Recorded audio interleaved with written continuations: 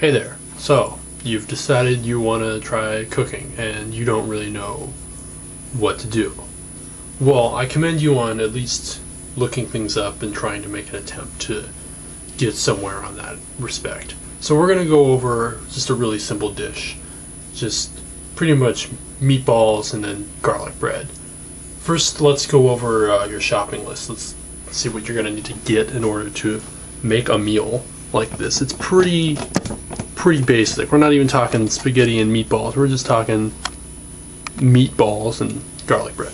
So you'll need some bread. Got sourdough here. It's pre-cut. Get yourself some sauce. I get some really good thin sauce. I don't like it chunky.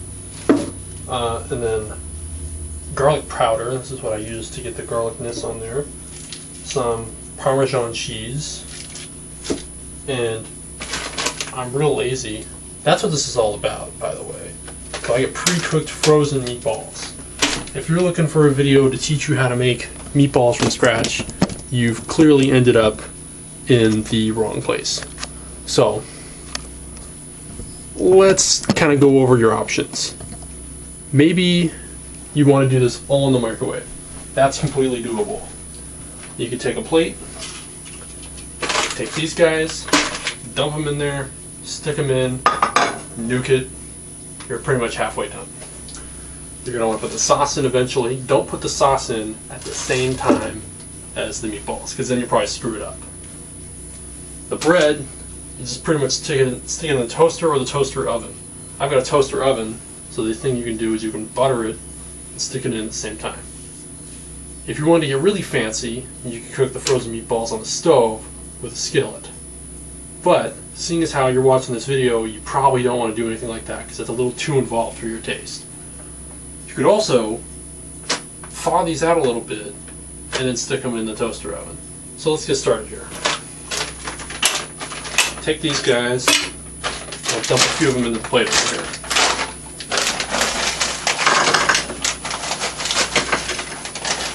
Now, depending how many you do, I've got a little plate full. What is that? 12 or so? 8? Let's stick them in.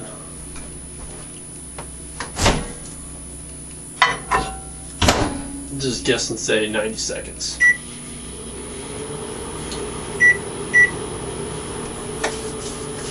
So while we're doing that, we can take some bread and get that butter. It's another thing on your shopping list. If you don't have butter, you should have had it before.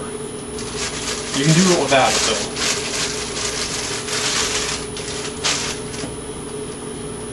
Since I'm going to use the toaster oven, I'm going to spread out the butter on it first.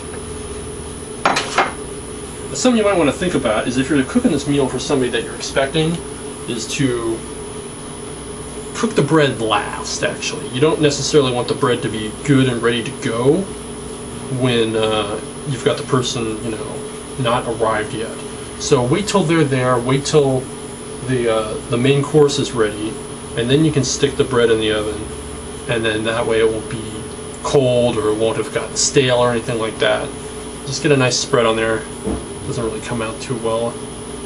But then, once that's all spread on, you take the garlic powder, you would dash it out on there. This is also depending how much you like. I don't mind a little garlic powder on there.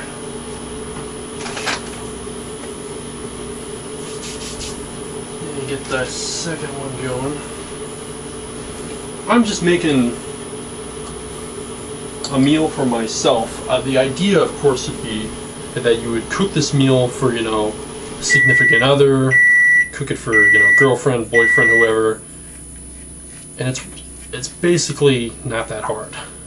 If you're having trouble so far, rewind, start over. I'll try to slow down, go easy for you guys. That's all buttered. You do need to be careful about butter in the toaster oven because it does tend, if it's got holes in the bread or something, it'll drip, and that's when you'll hear, sizzling and browning and things, and that's just the butter getting overcooked on the bottom of your toaster oven. So you could wait to cook or butter the bread after it's been cooked. I got that in there, and that's toasted. So these guys were in there for 90 seconds. You can feel them. Hopefully your hands are clean. I didn't wash my hands beforehand, but that doesn't really matter. Nobody really knows about it. So I can feel it's actually pretty warm after the 90 seconds. The bag, I didn't read the bag for the instructions. Let me tell you, most of the time they don't know what they're talking about on those bags. They put a lot of extra stuff on there, so you know, you overcook them, you don't get food poisoning, stuff like that. So since it's pretty warm, I'm going to wait a little bit. Because you could cook these in the toaster oven a little bit if you wanted to have a little crunch to it. They'll be pretty soft if you put them in the microwave. So you gotta think about that too, what kind of results you want. Another thing is, if you're cooking for 2 people, you probably have twice as many you know, meatballs as here you would have here. So you could, you know, do 1 plate, switch it out, have the second plate going right now, and, you know, go back and forth till it feels like it's at a good temperature. Or you could just put them all in one and then split them later. One thing you will have that for presentation isn't always good is grease. If you want to clean grease out, that's another thing you can do. You just get in there with like a napkin or something. I'm not too worried about it. But I am going to nuke them a little bit longer. Do another 30 seconds. And then I'm going to get to the sauce. Because the sauce, if you had it refrigerated, you got to keep that in mind too. This was in my fridge, so it's cold. If you took it right off the shelf and it's, you know, room temperature, then you don't have to worry about microwaving it so much, because you put cold sauce on hot meatballs, you're gonna have a temperature difference there.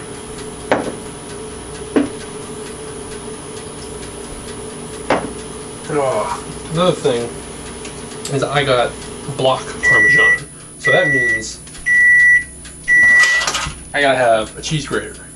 So when I put Parmesan on it, I'm gonna have to actually do some work. So I would recommend, if you want to avoid work, buy grated Parmesan. It'll help you out there. So let's see. Start feeling these guys. You won't notice a difference visibly because you've been using the microwave. I mean, yeah, they won't look frozen anymore, but they're not really going to look cooked. So if you use the toaster oven and cook them that way, they're actually going to brown over. If you wanted that effect, you could put them in right now, actually. That's what you would want to do. And you're not going to really need it in there that long if you microwave them like this, because you could cook them twice. That way you get, you know, the crunchy kind of feeling a little bit to them. And put them in there maybe 3 minutes, 5 minutes after microwaving them. We're going to do the sauce now. You're really not going to need that much. Just gonna, don't need to measure it out, just take it, start dumping it on.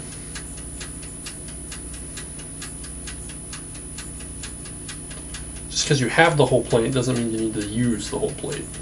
And I do like this thin style sauce. There's no chunks. I don't like chunky sauce, because I'm a picky eater, and if you're watching this video, maybe you are too.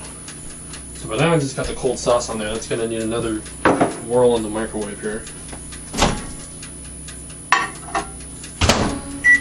Now if you're cooking this for somebody else, you're not going to want to be doing this all in front of them, because they're going to know how you did it. That's the great thing about being tricky. You know, you can use the toaster oven and make it seem like it was cooked in an oven, or you actually cooked it.